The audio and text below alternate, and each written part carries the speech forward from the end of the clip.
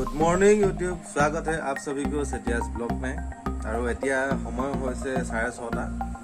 আজি গোটেই সম্পূৰ্ণ ফুল ডে ব্লগ দেখুওৱা হ'ব 6:30 পৰা সন্ধিয়া হোৱালৈকে।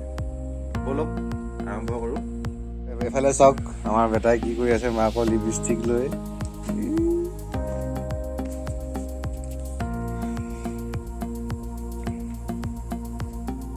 ভাও ন এইবিলাক কোনে পেলালে? এইবিলাক হে কোনে পেলালে? তুমি নে? হে কোৱা আকৌ, তুমি পেলালা নে কোনে পেলালে? হে ডাঙৰকে কোৱা আকৌ বুলি। চাওক আমাৰ ঘৰৰ আগফালে ৰাতিপুৱাৰ ভিউটো এপাক।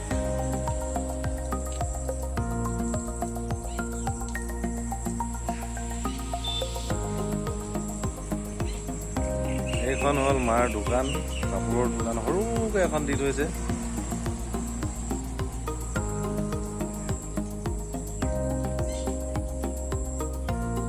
আৰু আমাৰ ঘৰৰ একেবাৰে কাষতে আছে মাজিগাঁও প্ৰাথমিক বিদ্যালয়খন। এইখন এইটো যিটো ঘৰ দেখিছে, এইটো মাজিগাঁও প্ৰাথমিক বিদ্যালয়ৰ।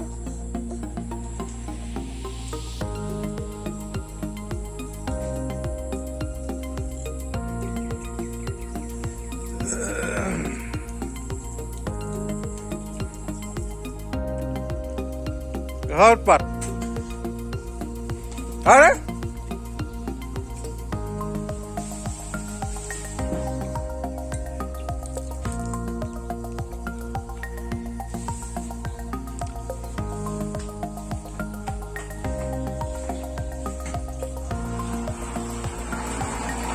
বহিডাল ভাত খাব।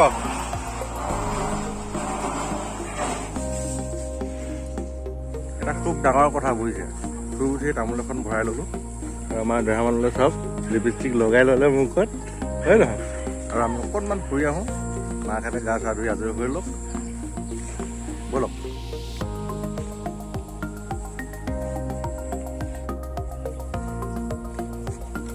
ভাল যা তালে গাড়ি হ'লে কিনালে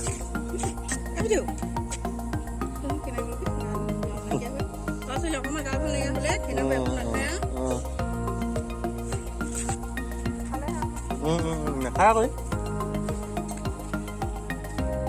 অকণমান দূৰ পুবলৈ আহিলে দেখা পাব ৱাটাৰ চাপ্লাইটো পাব্লিক হেল্থৰ এৰিয়া।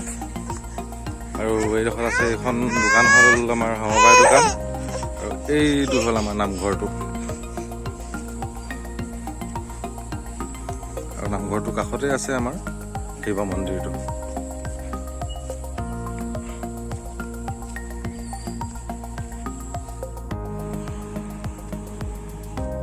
কৃষ্ণচূড়াজোপা। আৰু আপোনালোকক কওঁ, আজি মোৰ লগত থাকক, দিনটো খুব সুন্দৰ কৰিবলৈ চেষ্টা কৰিম। মোৰ ব্লগটো চাই ভাল পাব আপোনালোকে। এইখন হ'ল আমাৰ গাঁৱৰ প্ৰাথমিক বিদ্যালয়। এইখনতে পঢ়িছিলোঁ মই 4ৰ্থ শ্ৰেণীলৈকে। চৰকাৰী স্কুল হয়। মৰ্ণিং ৱাক কৰি আহি আকৌ ঘৰ পালোহি। চাওক আমাৰ পজাটো, এইটোৱে হ'ল আমাৰ পজা, ভগা পজা। মাক মাতা হ'ল মাতা হ'ল ন খোৱা ঠাণ্ডা হ'ল খোৱা।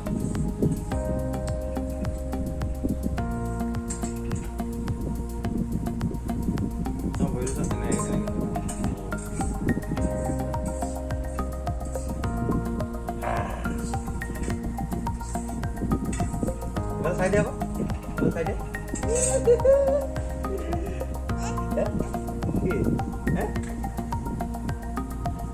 গৰম হৈ আছে নি? ঠাণ্ডা হ'ল ন? ঠাণ্ডা হ'ল কোৱা ঠাণ্ডা হ'ল।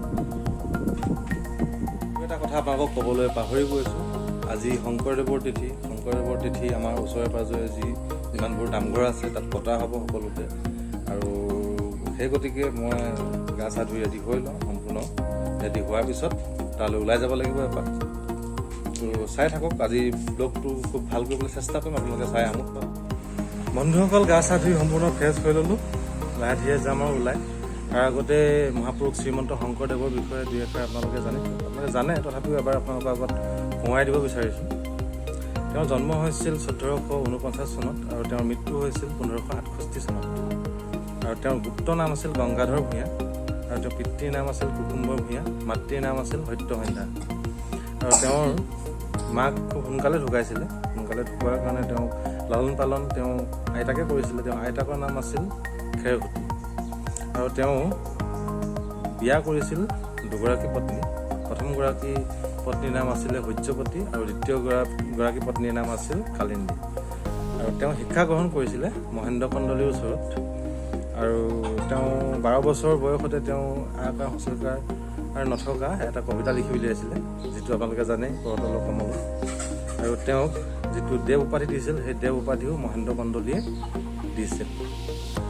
আৰু তেওঁৰ জন্ম হৈছিল বৰদোৱা আলিপুখুৰীত। আৰু তেওঁ যে দুগৰাকী পত্নী বিয়া পাতিছিলে তেওঁ এইকাৰণে পাতিছিলে কাৰণ প্ৰথমগৰাকী যেতিয়া সূৰ্যৱতী বিয়া পাতিছিলে, সূৰ্যৱতীৰ এটি কন্যা সন্তান আছিল। কন্যা সন্তানটিৰ নাম আছিল মনু। আৰু সেই মনু খুব সৰু হৈ আছিল, সেইকাৰণে তেওঁ দ্বিতীয় পত্নী বিয়া পাতিছিলে কালিন্দীক। তো বেছি ইনফৰ্মেশ্যন দিয়া নাই, আপোনালোকক থুলমূলকৈ অকণমান দিছোঁ। আপোনালোকে কেনেকুৱা পালে ক'ব। যাওঁ বুলি ভাবোঁতে বৰষুণ পূৰা দবা পিঠাকৈ আহিলে, দেখিছে নহয়? পূৰা বৰষুণ দবা পিঠা বৰষুণ দিছে। ৰাতিপুৱাৰ পৰা বতৰটো অলপ বেয়া কৰি আছিলে বাৰু, ডাৱৰীয়া। আৰু যাওঁ বুলি ওলাইছিলোঁহে, বতৰে এইটো ৰূপ দেখুৱাইছে।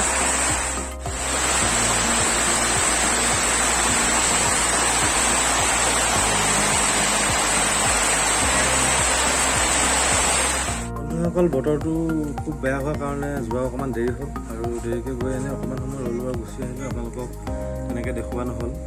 আৰু আজিলৈ ব্লগটো ইমানতে সামৰণি মাৰিছোঁ। আৰু যদি আপোনালোকে ফেচবুকত চাই আছে পেজটো ফ'ল' কৰিব, ভিডিঅ'টো লাইক আৰু শ্বেয়াৰ কৰি দিব। আৰু যদি ইউটিউবত চাই আছে তেতিয়াহ'লে ছাবস্ক্ৰাইব আৰু লাইক আৰু এটা কমেণ্ট দিবলৈ নাপাহৰিব কেনেকুৱা হৈছে।